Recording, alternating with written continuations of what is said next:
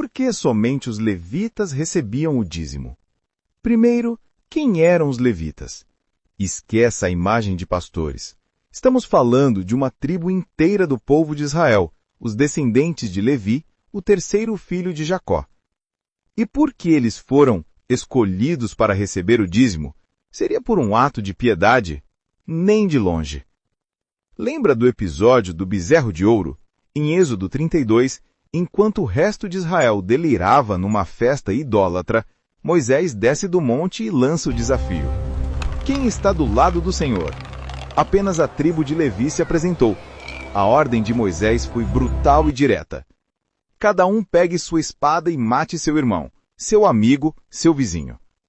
Logo depois desse ato de fé homicida e zelo religioso, a Bíblia registra a morte de quase 3.000 homens pelas mãos dos levitas. O zelo deles foi recompensado com uma função pública.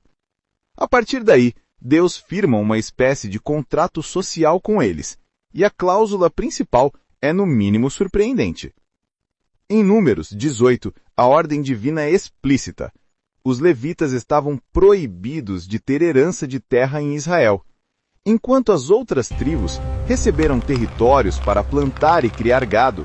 A tribo de Levi não recebeu nada, exceto algumas cidades espalhadas entre as demais tribos, sem território agrícola próprio. Eles se tornaram uma casta de funcionários públicos do culto, músicos, seguranças, professores da lei, carregadores da mobília sagrada. A pergunta é óbvia: como eles sobreviveriam sem terras para cultivar? É exatamente aqui que entra o dízimo. Ele não era uma oferta voluntária de amor. Era um imposto nacional religioso. Um sistema de sustento criado para a única tribo sem meios próprios de produção. E o que era esse imposto? Seria ouro ou dinheiro? Claro que não. Deuteronômio 14:22 é cristalino. Certamente darás os dízimos de todo o fruto da tua semente, que cada ano se recolher do campo. O dízimo era comida, grãos, vinho, azeite, cordeiros e bezerros. O culto em Israel tinha um cheiro de churrasco, pão fresco e vinho. E já que falamos em churrasco, quando um animal era sacrificado, o que acontecia? Em Levíticos 7 e Números 18, a divisão é explícita. A parte de Deus, que era queimada no altar, era quase sempre a gordura. A gordura que cobre as entranhas, os rins, o lóbulo do fígado. Tudo isso era transformado em fumaça como oferta de cheiro agradável ao Senhor. E o que sobrava para os levitas? A carne nobre.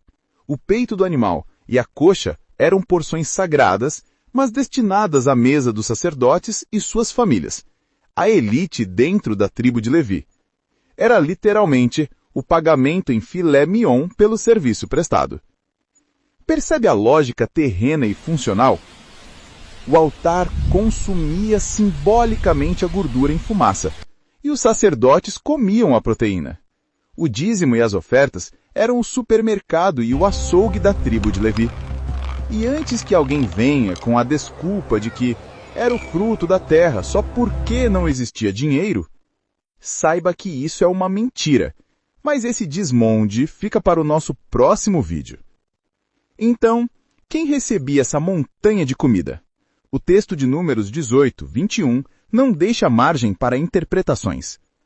Aos filhos de Levi tenho dado todos os dízimos em Israel, por herança, pelo serviço que prestam.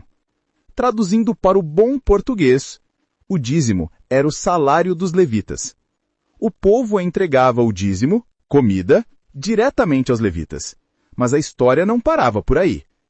Os próprios levitas pegavam o melhor do que recebiam, o chamado dízimo dos dízimos, e entregavam aos sacerdotes, uma família específica dentro da tribo de Levi, os descendentes de Arão. Era uma cascata. O povo sustentava os levitas e os levitas sustentavam os sacerdotes. Alguém já se deu ao trabalho de lhe explicar isso no púlpito? Ou convenientemente pularam essa parte? Vamos chamar as coisas pelo nome que elas têm. O dízimo do Antigo Testamento era um imposto agrícola e social, desenhado para sustentar uma classe de servidores públicos de um Estado teocrático que não existe mais. Ponto final. Não era sobre enriquecimento pessoal, não era em dinheiro e, definitivamente, não era para qualquer um que se auto-intitula homem de Deus. Então, a pergunta que não quer calar, e que eu deixo para você responder, é esta.